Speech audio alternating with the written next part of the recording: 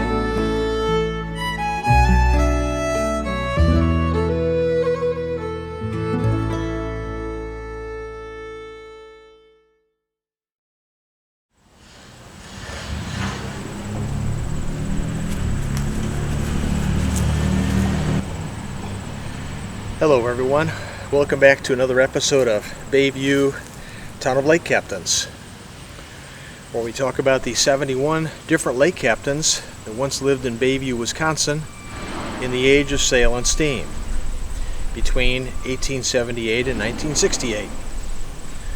This video is sponsored by the Historic Bayview Lake Captains Society. Now,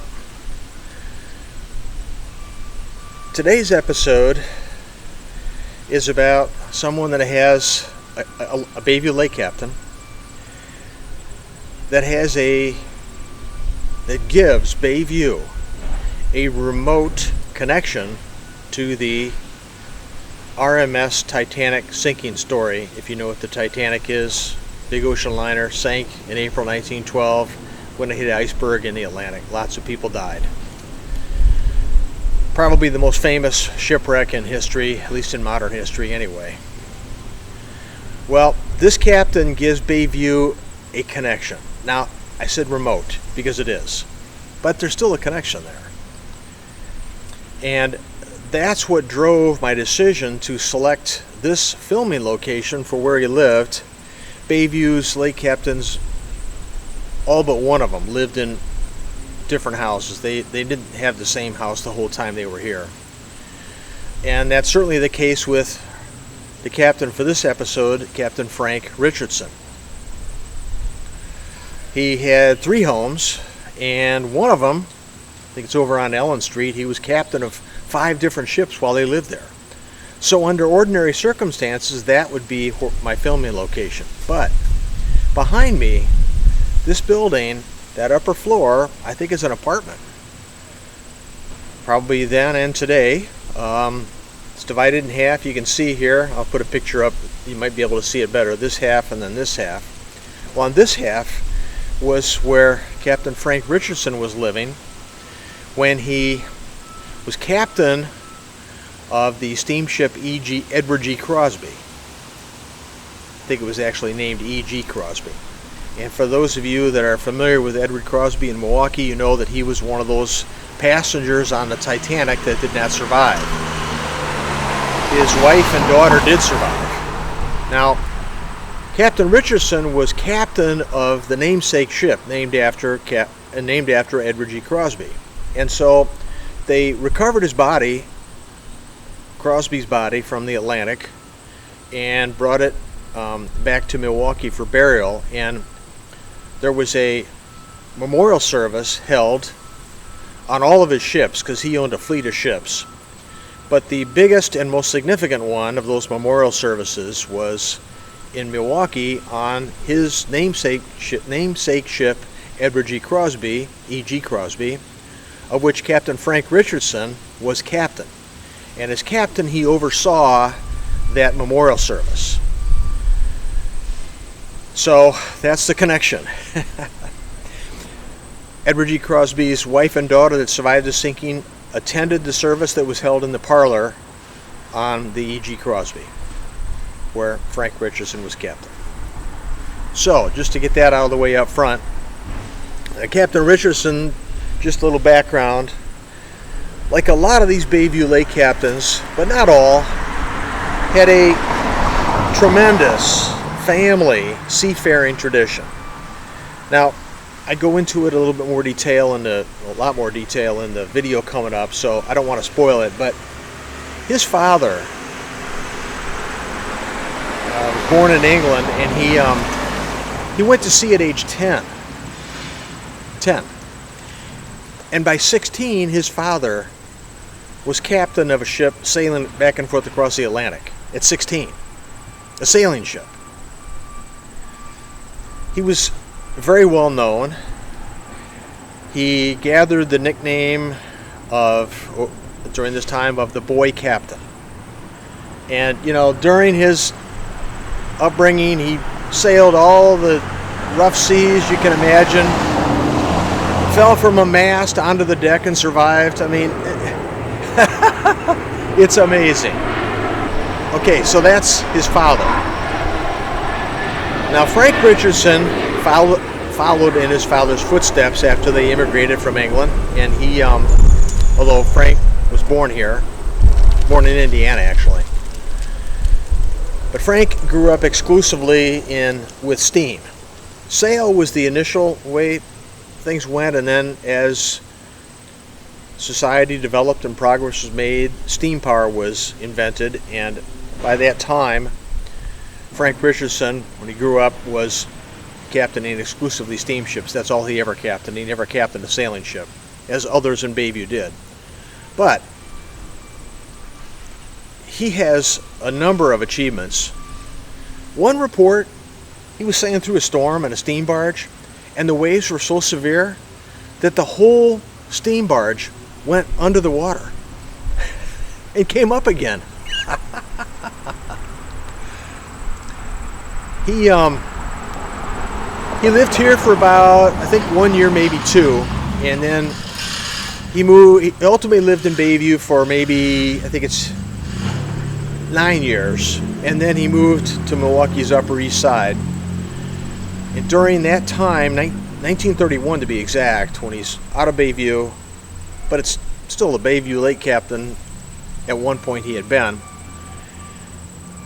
he's sailing a steamship across full of passengers across Lake Michigan from Milwaukee over to Michigan. And he's sailing along, la-di-da, and he notices that there's an airplane, a seaplane, landing just in front of him and stopping. So he stops his ship and says, "What's going on?" Well, what happened is that the seaplane was an airline service between Milwaukee and Michigan, and the weather was turning sour and it wasn't going to be able to continue on, because in those days there was no instrument flying. You had to fly visually, and if you got in the clouds you could get real disoriented and lose control.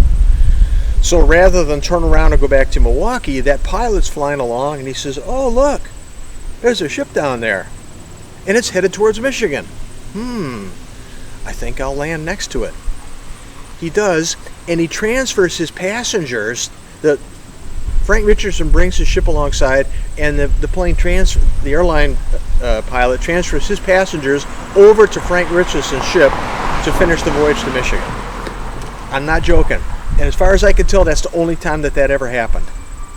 So, pretty interesting. Something else that happened to Frank before he came to Bayview, I think, is his passenger ship was in danger of sinking, major storm, close to shore, and the U.S. Life Saving Service sent out a breeches buoy, which I've reported for Captain Stephen Brownell and George Thompson, Bayview Lake captains, that were both rescued by the breeches buoy, and there's a full description of it there.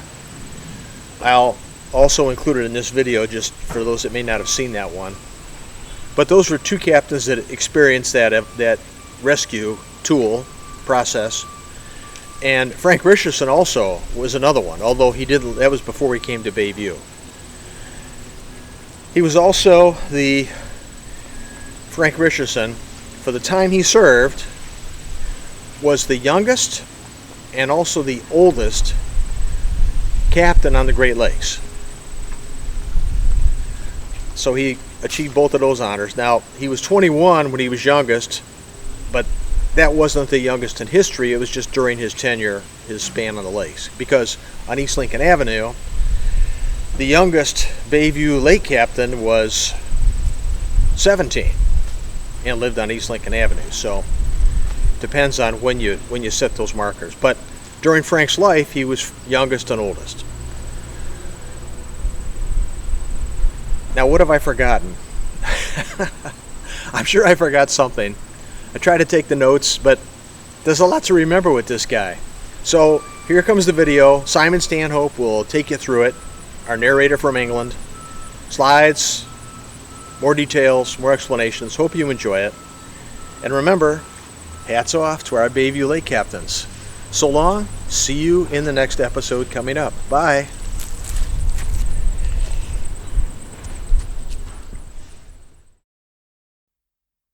Welcome to another installment of Bayview, Town of Lake Captains, where we discuss the lives of the 71 different lake captains that once lived in Bayview, Wisconsin, during the late 19th and early 20th centuries, in the age of sail and steam. This discussion will include their ships, their homes, their families, and their lifetime of sailing adventures on the Great Lakes. Here is the map of lake captains' homes in Bayview to show you where this episode takes place. Its location focuses primarily on the large green arrow. Today we will be discussing the life of Captain Frank S. Bud Richardson, who was born in 1862 in Auburn, Indiana. The son of a legendary Milwaukee lake captain, Frank Richardson followed his father Thomas by also becoming a Great Lakes captain himself, doing so for 56 years. 7 of these 56 years, Frank lived in Bayview.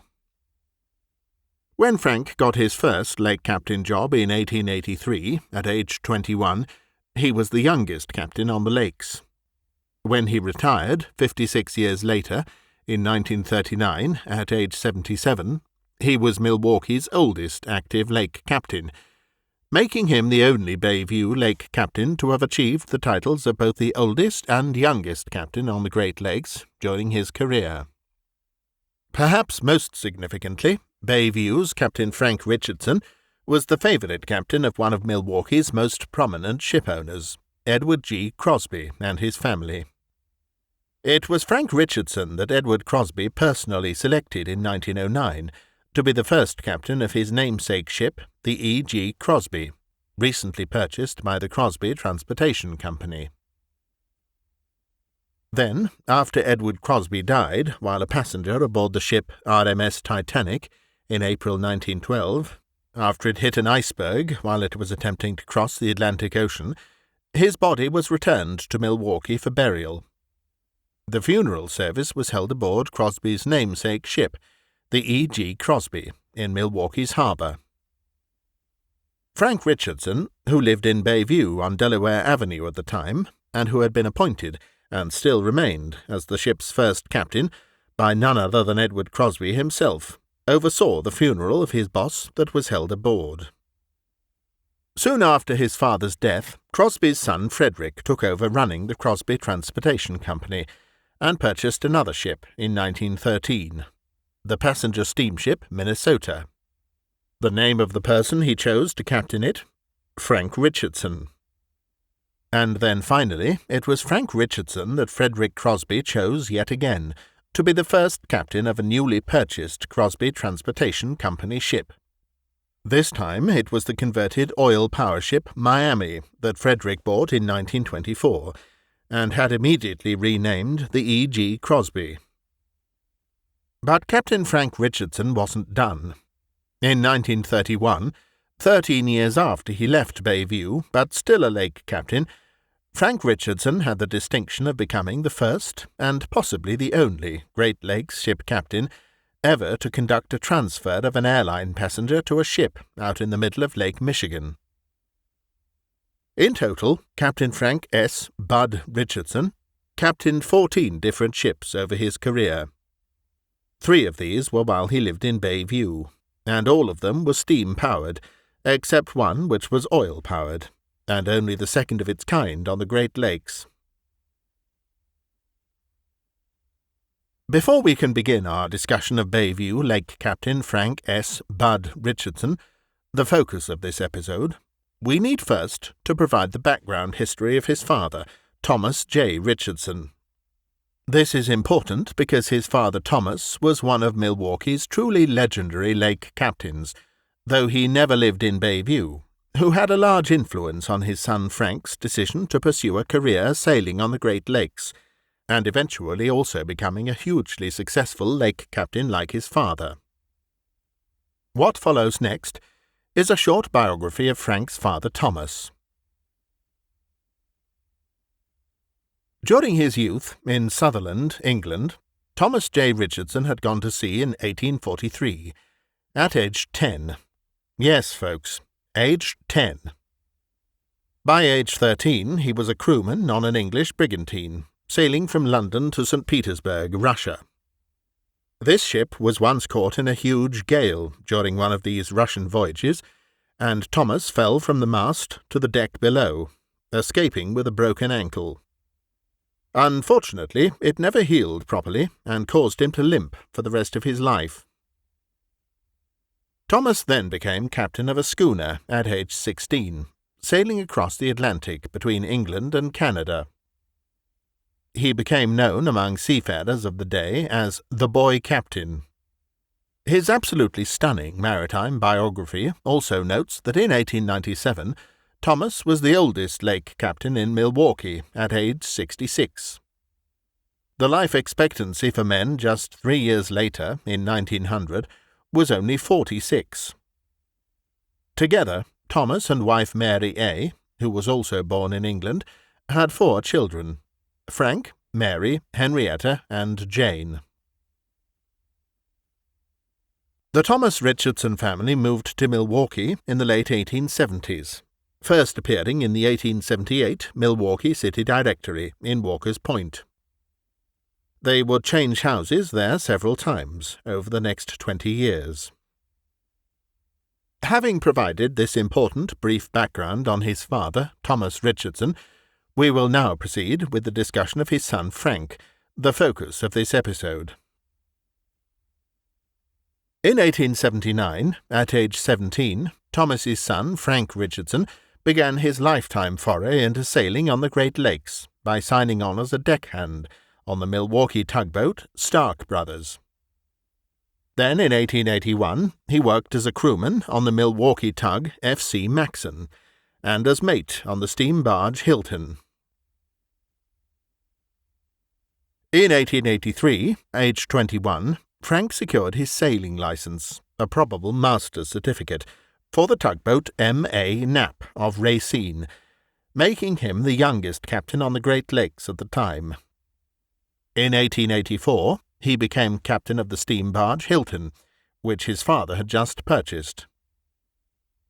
In 1885, Frank returned to the tugboat F.C. Maxon as its captain.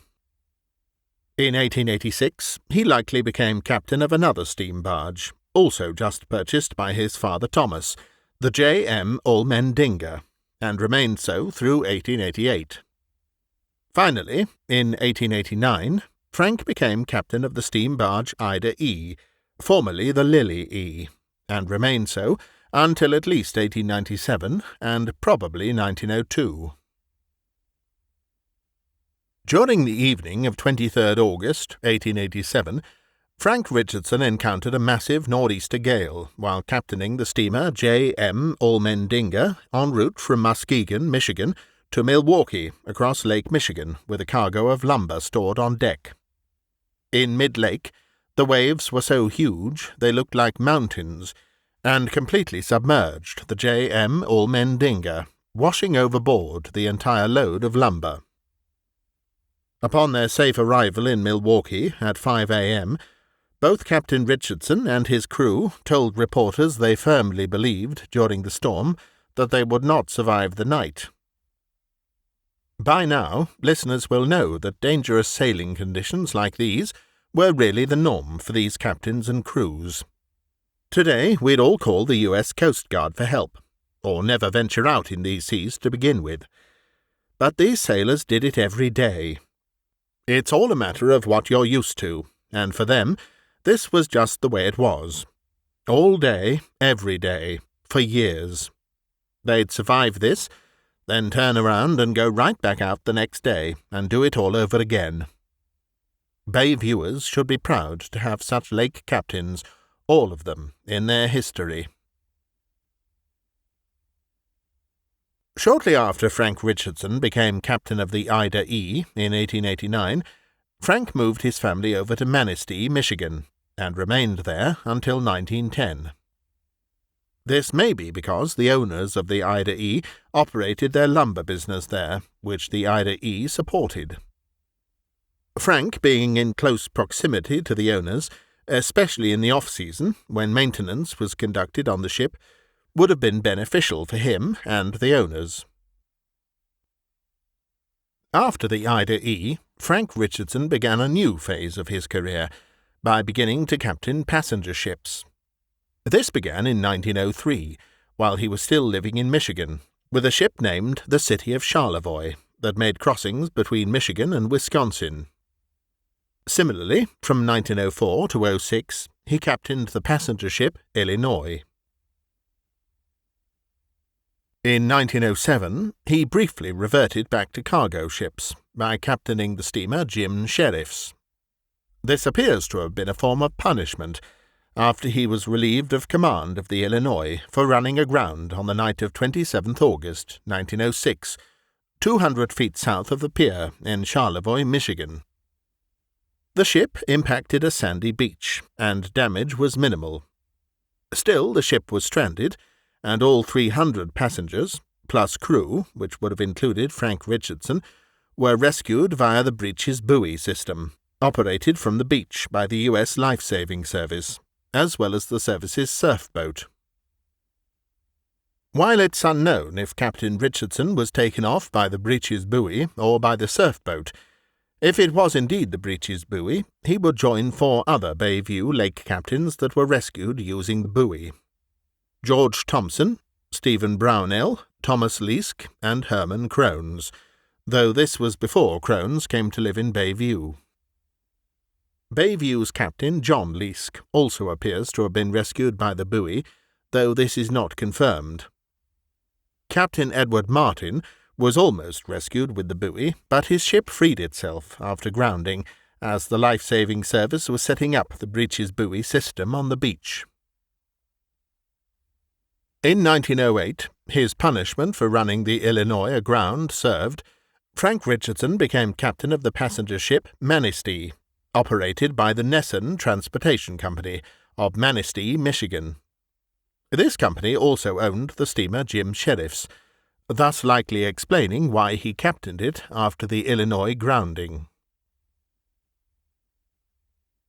But it was the next year, 1909, that was to prove the most significant development yet in Captain Frank Richardson's rapidly advancing career as a lake captain. In 1909, the Manistee, of which he was captain, was chartered for the season by the Crosby Transportation Company, headquartered in Milwaukee. Its president, Edward G. Crosby, known as E.G., was in the process of rebuilding a passenger ship he recently purchased, the Naomi, that had caught fire and burned on Lake Michigan 2 years earlier, in 1907, under a different owner. Crosby's rebuilding process for his new purchase of the fire-gutted Naomi would be completed in August 1909. When this happened, Crosby immediately changed the name of the ship from Naomi to the E.G. Crosby, and then hired Frank Richardson to be its first captain. This opportunity for Richardson undoubtedly came about due to Crosby being able to witness Richardson's skills as a lake captain firsthand, during Crosby's 1-year charter in 1909 of the Manistee. With a new ship to captain, and its owner, Crosby Transportation Company, headquartered in Milwaukee, Frank Richardson decided it was time to move back to Wisconsin from Michigan. In late 1909-10, he moved to the northwest side of Milwaukee, captaining the newly named E.G. Crosby on its passenger voyages across Lake Michigan and back. Then, at the end of that first sailing season, he moved his family to Bayview in 1911, moving into a duplex at 2902 South Delaware Avenue.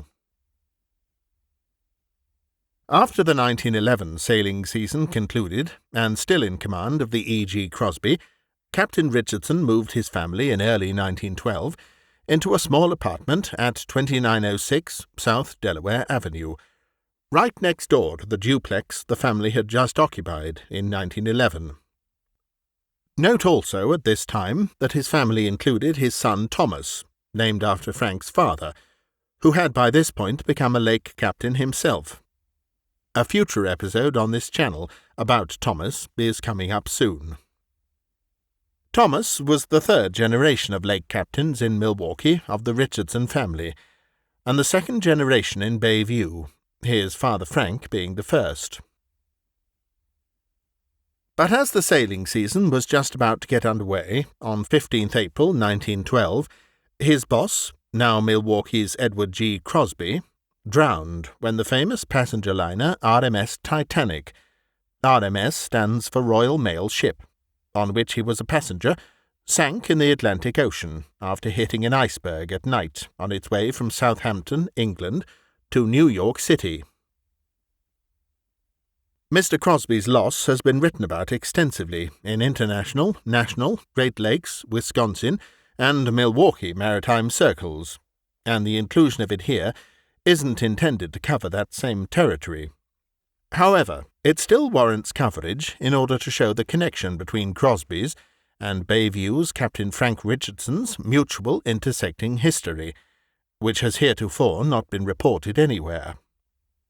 In addition, There are other pieces of background information that this author discovered while researching this E.G. Crosby and Frank Richardson connection that, to this author's knowledge, based on his limited research on E.G. Crosby for this book, may not yet have been reported regarding Mr. Crosby's loss aboard the Titanic. These are included here for this purpose. Therefore, in order to understand the connection between Bayview's lake captain Frank Richardson and Edward G. Crosby, it is necessary here to spend a moment to briefly discuss the biography of Crosby. After that, Frank Richardson's, and thus Bayview's, connection to both E.G. Crosby and Crosby's death on the Titanic will be discussed before continuing on with the rest of Captain Richardson's biography. Edward G. Crosby was born in Ontario, New York, on 27th October 1842. His father then moved the family to Detroit until the start of the Civil War. Crosby joined the Union Army in 1861 and was involved in several important battles, including the Battle of the Wilderness, Second Bull Run, Antietam, and Gettysburg. He survived them all and left the army when the war ended in 1865. Upon his return to civilian life, he moved to Muskegon, Michigan, on the coast of Lake Michigan, and began working at a mill. He also married wife Catherine, and they had 3 children, including a daughter, Harriet, and a son, Frederick.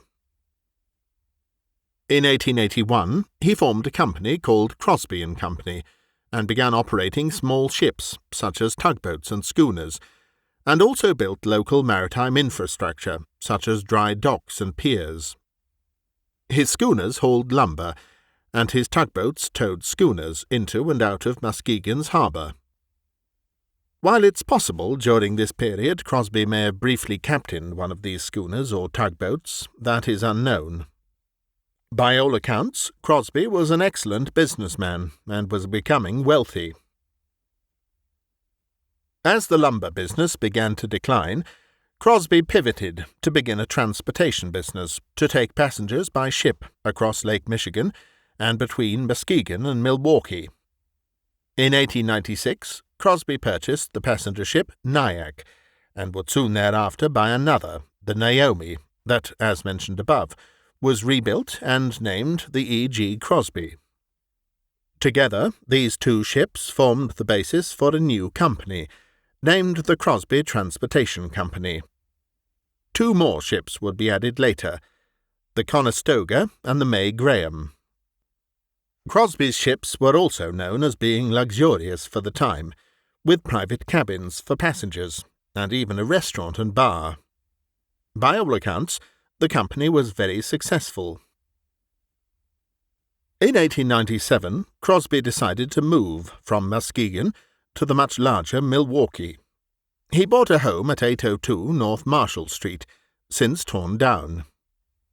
Then, in 1910, daughter Harriet moved to Paris, France, to study art.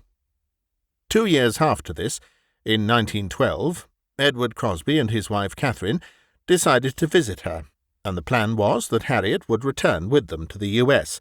after their visit concluded. And so, when it came time to return to America and Milwaukee in April 1912, the Crosbys bought first-class tickets on the transatlantic passenger ship, the RMS Titanic, from Southampton, England, to New York City. When the Titanic struck the iceberg in the middle of the Atlantic, around 11:30 p.m. on 14th April, Edward Crosby left his cabin to go up on deck to see what was happening, sensed danger, and returned to his cabin and got wife Catherine and daughter Harriet to a lifeboat. However, because men were not allowed into the limited number of lifeboats, Crosby perished when the ship sank. His body was later recovered from the sea in the search operation that followed, and subsequently brought back to Milwaukee for burial.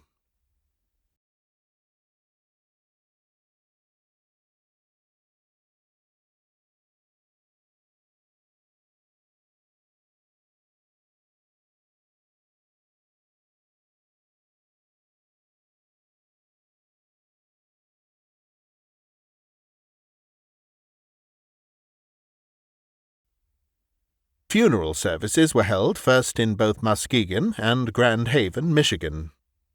When these concluded, his body was sent to Milwaukee, where the main service was held aboard his namesake passenger liner, the E.G. Crosby. His son Frederick continued to run the Crosby Transportation Company until 1925, when it was sold. There are 5 additional pieces of information about Edward G. Crosby's death on the Titanic that may not have yet been recorded in maritime history circles. The author, Commander Douglas D. Mintline, has very limited knowledge of both Crosby and the Titanic, and recognizes there are many, many researchers and authors across the world that have extensive knowledge of both of these subjects. Nevertheless, online digital research and the ability to keyword search has only recently become possible, and has undoubtedly provided access to sources previously unknown. In addition, each day people and organizations continue digitizing their collections, adding to the pool of dated information that had been heretofore inaccessible and therefore unknown. Therefore, these 5 items to be discussed next, and which were discovered during the course of researching Bayview Lake Captain Frank Richardson, are provided here as a matter of documentation for others, in case this information might be unknown. Titanic trivia researchers, and maybe Bayview residents as well, may find them interesting and of value when writing more about Milwaukeean Edward G. Crosby and his death on the RMS Titanic in the future. As with all of the episodes on this channel, the sources used here are provided in the book Bayview, Town of Lake Captains. While this foray does branch out a bit from the focus of this episode, Bayview's Captain Frank Richardson, the 4th item provided among these 5 does in fact include a very remote RMS Titanic connection with Captain Richardson that's nevertheless still interesting and worth reporting. Bay viewers should like it, especially the ones living on Delaware Avenue. So, here are the 5 additional pieces of information about Edward G. Crosby's death on the Titanic that may have not yet been recorded in maritime history circles. First, Mr. Crosby's last will and testament, containing the complete inventory of his estate, is held today at Milwaukee County's Probate Court. It is available for viewing online through the Ancestry.com website. While other abbreviated versions of this will have already been posted online, this complete one appears to be far more detailed. It would make for interesting reading, and possibly provide additional information not known about him today. Among the will's details, Edward left everything to his wife Catherine, which included 1,899 shares of the total 2,000 shares available in Crosby Transportation Company, plus the 4 ships of the Crosby fleet, E.G. Crosby, Conestoga, Nyack, and May Graham. Second, at the time of his death, Crosby had been planning to build a unique steamship of a new design, and Bayview's Frank Richardson would very likely have captained it had Crosby survived. Prior to his departure from Milwaukee for Europe, and subsequent attempted return voyage on the RMS Titanic, Edward G. Crosby had not only planned on building a new passenger liner to add to his fleet of ships for use on his Milwaukee to Grand Haven route, but the drawings for it were completed just before he departed. The naval architects actually delivered them to him. However, he told these designers he would wait until he returned home to Milwaukee to review them. Has anyone today looked for these plans, and do they still exist? Uniquely, the new ship was to bring in new technology. It was to be oil-fired instead of coal. His son Frederick, who took over the business after his father died, with his mother, Crosby's wife Catherine, as vice president, announced to the news media less than a month after his father's death on Titanic that he would follow through with his father's desire to construct this ship. However, with the cost of the new vessel initially estimated in 1912, before E.G. departed for Europe, at $200,000, and then rising another 50% to $300,000, and then even later estimated at $500,000, It appears Frederick Crosby later decided it would make better business sense to purchase an already existing passenger vessel to add to the Crosby Transportation Company fleet. It may have been the cost of developing and building the then new propulsion technology of oil that was responsible for the escalating cost, though this is unknown. So, in 1913, the year after E.G. Crosby's death, the Minnesota, a former freighter that had been recently converted to a passenger ship by another company, was acquired by Crosby Transportation Company. The original intention, in addition to building a new ship from scratch, had also been to name it the Captain E.G. Crosby upon completion, but this idea was later abandoned, since there was already a ship of the existing Crosby line carrying that name, captained by Bayview's Frank Richardson. It does not appear the Minnesota was oil-powered. However, a later Crosby ship, formerly named the Miami, was purchased by Frederick Crosby in 1924, after being used for transporting passengers around the Caribbean. Frederick took this opportunity to rename it the E.G. Crosby, since by this time the original E.G. Crosby was no longer sailing the lakes or owned by Crosby Transportation Company. This new purchase of the former Miami, now named the E.G. Crosby, was reported in the news as being, quote, the second oil-powered ship on the lakes, unquote. So, even though it wasn't built new, son Frederick announced its purchase with great fanfare, even stating its cost of $800,000. He'd failed in getting it new built, but finally, 12 years after his father's death, Frederick got his father the oil-powered passenger liner he'd wanted. And guess who son Frederick chose to captain this new namesake of his father? You guessed it, Captain Frank Richardson. In all of this discussion, what stands out and should be of greatest interest to Bayview residents is that Bayview's Captain Frank Richardson was clearly the favourite captain of the Crosby family, from E.G. himself to undoubtedly his wife, who became vice president of her husband's company after his death, to son Frederick, who ran the company after his father died. It was Frank Richardson that Edward Crosby personally selected to be the first captain of his namesake ship, the E.G. Crosby. Then Crosby's son Frederick chose Richardson to captain the Minnesota, the stand-in for the oil-burning ship his father had wanted, but died before he could build it. And then finally, it was Frank Richardson that Frederick Crosby chose to be the first captain of the converted oil-powered ship Miami that Frederick bought in 1924, and renamed the E.G. Crosby. Richardson most certainly had been highly regarded by the Crosby family. He was undoubtedly E.G. Crosby's captain of choice. Bayview residents now have bragging rights. Their history includes the favourite captain of Milwaukee's shipowner that went down on the famous RMS Titanic. The third piece of information about Edward Crosby's death on the Titanic that may not have yet been recorded in maritime history circles is regarding his purpose of being in Europe before attempting to travel home on the Titanic. Reporting indicates that Edward G. Crosby had gone over to Paris to be with his daughter Harriet, and then, with his wife Catherine, bring Harriet back home to Milwaukee. But that's only part of the story. While it's true that Edward Crosby went to Paris to visit his daughter, he had actually combined this pleasure visit with business. His visit took place over 5 months, departing in November 1911 and returning in April 1912.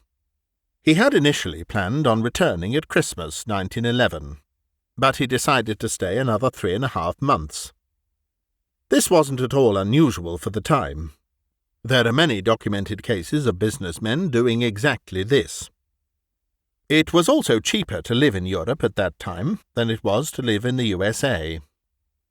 When famous American author Mark Twain went bankrupt, he was forced to move to Europe because it was a lot cheaper and thus helped him to pay off his creditors faster, which he did. So what was Edward Crosby doing? This was for sure a very busy man, for 5 months in Europe, besides visiting his daughter in Paris. Well, not surprisingly, Crosby found a way to combine pleasure with business. While in Paris and other European surrounds, he is confirmed to have been investigating, studying, and meeting with European maritime officials to learn what their latest developments were in passenger ship building, to include oil propulsion advancements and the latest in dry dock technology. This could be valuable in building his new ship, of which the initial plans were already completed. After all, his new ship was to integrate radical new propulsion technology. It was to be oil-powered. Even the late great RMS Titanic, promoted to the public at the time of its maiden voyage in April 1912, as the very last word in new passenger ship travel technology, was still propelled by coal. Proof that Crosby was also in Europe to study shipbuilding and maritime infrastructure advancements came just after the Titanic sank, taking E.G. Crosby with it. Crosby's son Frederick made a public announcement to the press about it less than a month after Titanic's sinking, as conveyed in this news article. Quote, "Plans $500,000 lake steamer. Fred G. Crosby to carry out enterprise which indirectly caused father's death on Titanic. The long-cherished hope that someday his line would own one of the largest and best-equipped passenger steamers on fresh water was an indirect cause for the drowning of Captain E. G. Crosby, who went down with the Titanic, according to his son Fred G. Crosby, who succeeds his father as general manager of the Crosby Transportation Company of Milwaukee. Crosby went abroad for the purpose of inspecting foreign-built vessels and dry docks. Captain Crosby's son announces that the proposed steamer will be built at a cost of $500,000 and launched for the 1914 season. It will be equipped with oil-consuming engines." Unquote. Chicago Tribune, Saturday, 11th May, 1912, page 3.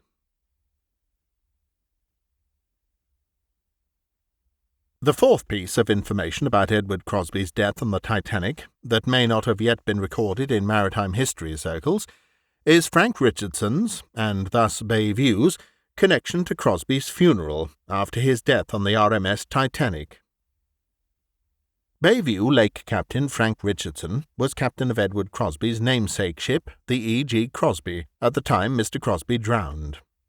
Richardson was also living on Bayview's Delaware Avenue at the time. Thus, when Crosby's body was returned to Milwaukee Harbor for the main funeral service aboard the E.G. Crosby, it was Frank Richardson that not only oversaw the funeral as the ship's captain, he was likely involved in helping plan it, though he didn't officiate it. That's the connection Frank Richardson and Bayview have with the loss of Mr. Crosby and the RMS Titanic. It's a remote connection, certainly, but nevertheless a small piece of interesting historical trivia for Bay viewers. A newspaper article of the time recorded the details of Crosby's funeral services, and we will repeat it here for you. Quote, "Crosby ships have memorials. Commemorate death of Captain E.G. Crosby, who died when Titanic foundered. Milwaukee, 28th April. A memorial service was held today for a Titanic victim, when on the passenger steamer E.G. Crosby there was a service in commemoration of Captain E.G. Crosby, the owner of the company operating the ship which bears his name. At the same time, there were memorial services on other ships of the fleet, but the chief service was that on the Crosby. The service was attended by the widow and daughter of Captain Crosby, who were saved when he drowned on the Titanic, and by marine men of the city. The ceremonies took place in the salon of the ship, presided over by Reverend Hudson Titsworth, former pastor of Captain Crosby. At the same time, on another ship of the Crosby fleet at Grand Haven, Michigan, the local GAR men, Civil War veterans, held a memorial service, which was attended by Crosby employees on that side of the lakes." Unquote. Detroit Free Press. Monday, 29th April, 1912. And finally, the fifth piece of information discovered about Edward Crosby's death on the Titanic that may have not yet been recorded in maritime history circles is an even more likely unknown remote piece of RMS Titanic trivia for researchers. It has to do with the change of the name of the fire-damaged passenger steamship Naomi to E.G. Crosby that was first captained by Bayview's Frank Richardson. 2.5 years before Titanic sank, drowning E.G. Crosby, U.S. Senator William Alden Smith of Michigan, who would later lead the U.S. investigation into the Titanic's sinking. The British conducted their own separate investigation a short time later, pushed a bill through Congress in 1909 authorizing the name change of the former ship Naomi to the E.G. Crosby after the Naomi had burned in a fire. The E.G. Crosby was built upon the Naomi's hull. E.G. Crosby himself no doubt submitted the request for the bill directly to Smith, who he also likely knew personally, since Crosby was a former long-time Michigan resident.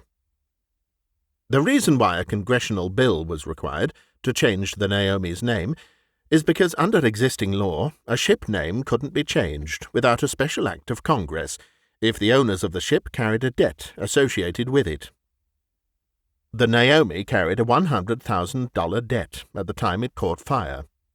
Thus the bill requesting the name change, submitted by Senator Smith at Edward G. Crosby's request. Little did Crosby know that less than 3 years later, his former Senator Smith would be the lead investigator into the causes of his own death aboard Titanic. This is another piece of very remote trivia associated with Edward G. Crosby and the Titanic. After the death of his boss, Edward G. Crosby, Frank Richardson moved out of 2906 South Delaware Avenue, where he lived in 1912 while captaining the E.G. Crosby and overseeing his former boss's funeral service aboard. In 1913 he moved with his family to another home in Bayview, 2763 South Ellen Street. He would ultimately live here for 5 years, 1913 to 17, along with his son and fellow Bayview Lake Captain Thomas Richardson, while captaining the following ships: 1913, the Minnesota; 1914 to 15, probably 1916, the E.G. Crosby again; and 1917, the Indiana. In 1918, Captain Frank Richardson moved out of Bayview for Milwaukee's east side, still in command of the Indiana. He'd lived in Bayview for 7 years, from 1911 through 1917. Now he would remain on the east side for the rest of his life, captaining the following ships: 1919 to 20, ship unknown, probably continuing on the Indiana; 1921 to May 1923, the Georgia. Note, he also captained the Georgia to Sturgeon Bay for its scrapping in 1928. June 1923 to 1925, the E.G. Crosby, second ship to bear Crosby's name until Crosby Transportation Company collapsed in 1925. 1926 to 37, the Missouri. 1937 to 39, the Nevada. 1939, the Illinois. Then, most likely at the end of the sailing season in December 1939, Frank Richardson retired. 8 years before his retirement in 1931, Frank Richardson achieved a first in Great Lakes maritime history. While captaining the passenger steamship Missouri across Lake Michigan from Milwaukee to Muskegon, he conducted the first ever mid-lake transfer of passengers from an airplane to a steamship. Here is what happened. A scheduled passenger airliner attempting to fly across Lake Michigan from Milwaukee to Muskegon at about 3 p.m. on 31st May 1931 encountered fog while attempting to land in Muskegon. This may be a bit of a misnomer, however, since this particular airplane was actually a seaplane, a single-engine propeller loaning C-2C that carried about 6 passengers. Its pilot later told reporters that he had flown over the steamship Missouri about halfway across Lake Michigan, and that he knew from experience the Missouri was headed to Muskegon, just as he was. So, when the pilot reached Muskegon but couldn't land due to fog there, he flew back in the opposite direction to look for the Missouri out on the lake. Sure enough, he spotted it, and landed on the water next to it. His thinking was, rather than return to Milwaukee with passengers destined for Muskegon, he could just transfer them to the ship, since it was already going to Muskegon, which is where the plane's passengers wanted to go. The captain of the Missouri, Frank Richardson, spotted the plane land, and ordered one of the ship's lifeboats lowered to assist the plane. The boat was rowed over to the plane, and its 2 passengers got out and into the lifeboat. Then the Missouri's crew successfully rowed the lifeboat back over to the Missouri, loaded the passengers and lifeboat back aboard the Missouri, and then resumed its course for Muskegon. The plane then took off from the lake and headed back to the clearer skies of Milwaukee. And so Frank Richardson became a first in Great Lakes maritime history, the first, and perhaps only, Great Lakes ship captain ever to be involved in a mid-lake transfer of passengers from an airplane. What's perhaps the most amazing of all in this story is that this was done for just 2 passengers. Frank Richardson and wife Gertrude were married in March 1888. They had 3 children, 1 daughter, Marion, and 1 son, Thomas. The other child died young. Thomas would follow his father into the sailing profession and become a Bayview Lake captain himself. Thomas will have his own episode on this channel in the near future. 2 years before he retired in 1939, Captain Frank Richardson was the focus of a feature news article. During this interview, he stated that luck played a big role in his career, especially having never lost a ship. Captains of this time often said how proud and lucky they were to have never lost a ship, which implies ship sinkings and accidents happened a lot, and they did. Imagine being the exception to the rule if you didn't lose a ship. Another credit he gave for his years of success, besides luck, was improvements in lighthouses and harbours that dramatically improved safety.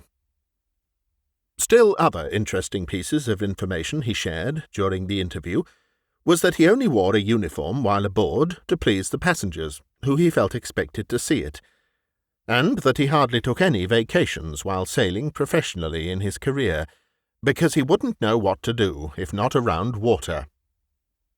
Also discussed were the changes he saw over the years, and that passenger and even freight travel on the lakes had reduced dramatically due to the introduction and growth of the automobile. Captain Richardson had been active in the Milwaukee chapters of the International Shipmasters Association, having been its vice president in 1926, and the Excelsior Marine Benevolent Association. He also testified at hearings held to alter the harbour entrance to Milwaukee, stating that it could be difficult to make port in Milwaukee if there was a strong wind blowing from the northeast. When he retired in 1939, aged 77, he was Milwaukee's oldest active lake captain, making him the only Bayview Lake captain to have achieved the titles of both the oldest and youngest captain during their careers. Captain Frank S. Bud Richardson died on 19th December 1943, age 81.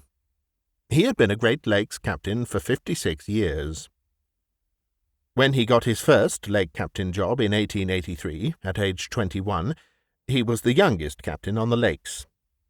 In total, he had captained 14 different ships, 3 of which while he lived in Bayview, all steam-powered, except one which was oil-powered. His wife Gertrude died 6 years later, in 1949. They are buried together at Valhalla Cemetery in Milwaukee. Thanks for watching. This photograph isn't about Bayview or its lake captains, but it's from the same era of Great Lakes maritime history. We thought we'd close with it for enjoyment, as it captures the spirit of the era. If you'd like to read more details about Captain Frank S. Bud Richardson, as well as the sources for the information contained in today's video, you can find these and more in the book Bayview, Town of Lake Captains, for sale now by individual volumes on both Amazon.com and HenschelHouseBooks.com. All proceeds from book sales go to support various maritime history projects related to Bayview's Lake Captains. One of these is a plaque and marker with the captains' names and addresses on it, as part of the creation of the Bayview Lake Captains Historic District, which will be the first of its kind in America.